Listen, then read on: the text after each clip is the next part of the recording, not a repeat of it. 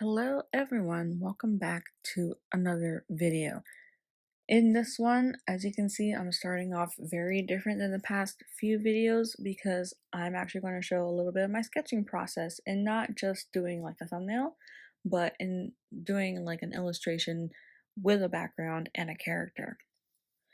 And for this one, I actually wanted to explain a little bit about my sketching process, at least as of this year, 2026. And if I'm being completely honest, I don't remember exactly how I started my first few videos I posted on here, but I would assume it's a little bit different now, especially with going across or trying to execute some of the background that I've made.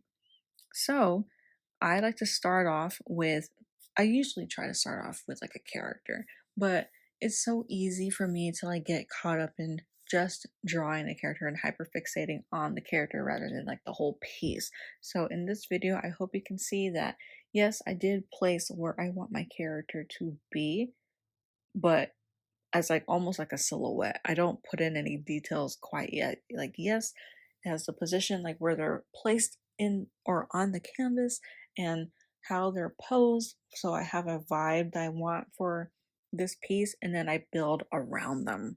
I like to have just like a focal point to be the character and then building around them. And I did the same thing if you have seen the What Inspires My Characters video. I'll put it in the card here. And so you can check that out whenever you're done with this video and you can let me know like your thoughts on that.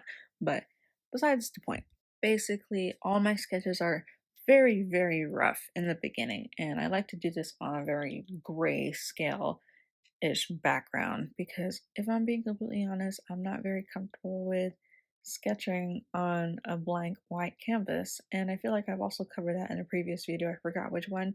You can let me know down in the comments if you watched it, if you can let me know which one that is. I greatly appreciate it. But I like to sketch with a colored background just because I feel like it's a little less daunting to me, and I feel like I can make as many mistakes. I can always undo, by the way, but I feel like I can make as many mistakes and not worry about ruining, like, I want to say like a pure canvas. Like, you think of like a bright white canvas, you don't want to mess it up. You know what I mean? Like, if you create and you see something very like pristine, you don't want to like mess up with like a single line. If it's like wobbly or like just it doesn't look right, you gotta start all over. Like, I don't want to worry about that. So that's why I do gray. But again, I just build off of how my character is set up. And then I'm trying to think of, okay, what can I build around them? How can I make space, make depth into this piece? That's already going into my sketching process, at least now. As of before, I know I'm mostly focused on just the character, just getting the features down and then making the background an afterthought. I really want to make backgrounds more of like an intentional thing in my pieces versus than how I did before. I will say you will see there was a bit of a pause in the beginning of this video because I'm trying to think of what things I want to add into it that will affect the vibe, mood, and outcome of what I would want to do for this piece. And if I'm being completely honest, I didn't have a vision already set in stone before I started this piece. I just kind of just free flowed, and I haven't done that in a while. I'm gonna be completely honest. Like, I didn't think mostly of like the story, but I want to have a background that may have like a vibe and have its own way of storytelling with just how things are laid out compared to the character. But by doing that, by finding a layout before starting my sketch, kind of gives me a better idea of how things will flow and then also what colors I'll choose based off of how things are placed. Like, say if there's like a light source or if there's like a bunch of things that will cause like shadows, like that type of stuff I try to take into consideration for the piece. I will say one thing I don't really do is I don't have a lot of bold marking in my videos, and I think that's something that may not really change. Like, I do have like this chicken scratch type style when I'm sketching because for me it's very comfortable. And yeah, I haven't really sketched like this that often lately because usually I would make bigger shapes when I'm at least fleshing out, like, say, like a person's body when I'm trying to make them. And I'm gonna just preface this by saying I'm not gonna complete the illustration in this video. I will get most of the layout done of how it's going to look in terms of what to expect from a character in the background, but I will just let you know for the next video I will complete it. So be on the lookout for that. If you want to, subscribe and hit the bell so you're notified whenever that comes out, feel free. But yes, as I was saying with my chicken scratch, I actually kind of like that way of sketching before finalizing and making more permanent decisions when going about like the outline and the line art of my work, because I feel like it's a little bit more free flowing. It has a little bit more character. It tells more of a story. It has more movement, I feel like, for me in the sketches versus, say, when I used to sketch. I do remember this. I would scan in my pen sketches from an actual sketchbook and then turn it into like black and white. So it already kind of has like that sketch just with the black, and then I just edit over it. I don't really like that anymore. Like, I feel like, yes, it has a very distinct texture that I can't really recreate with default brushes that are available on certain like softwares, but I just now like just want to do the whole sketching process on the actual software and then just build off of that. I feel like it's a little bit more organic versus the scan and trace over and erase and add on to type thing. Like, and there's nothing wrong with that. It works for some people. I feel like um for some artists, like they do that a lot, and I really like how it looks for them. But for like my personal style and how detailed I typically am, I feel like it just clashes a little bit too much.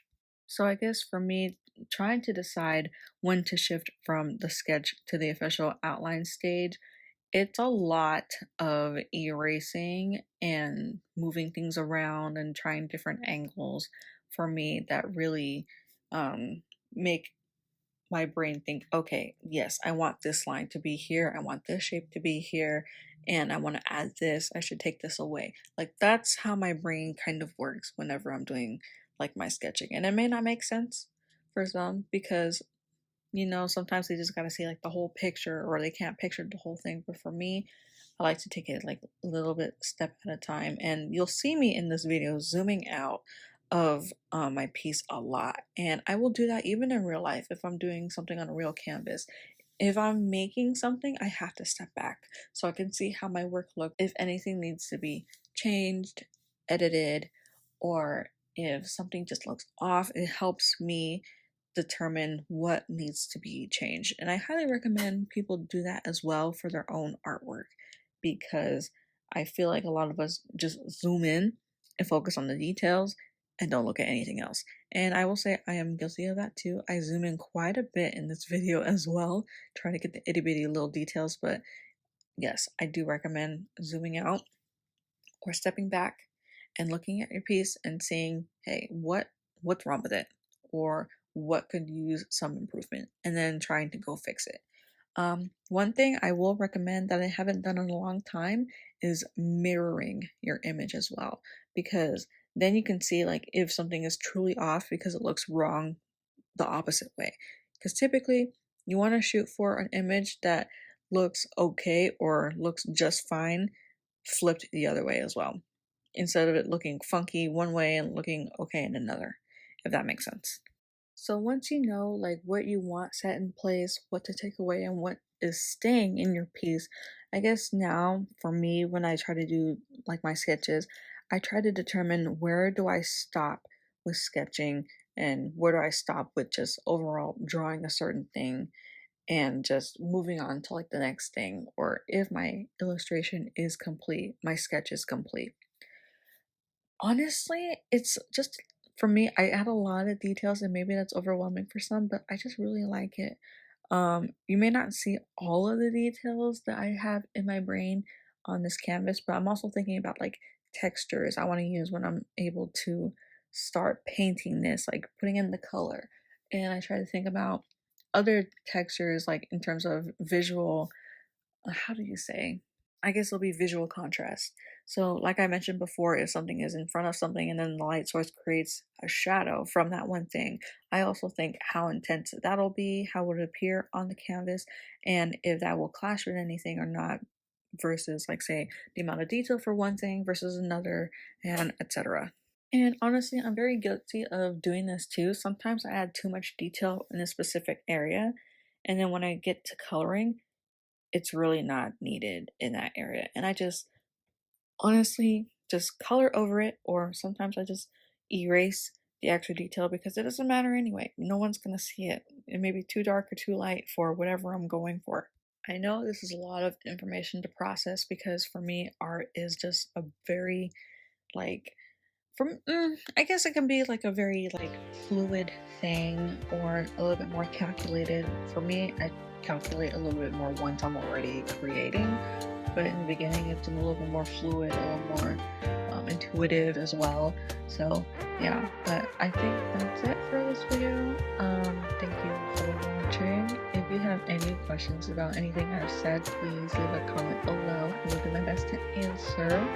If you have any I would say other tips and tricks or anything you would like to share about your own sketching process, I would also love to hear that. I'm sure there's a bunch of different types of methods out there, different types of like processes, or maybe even rituals.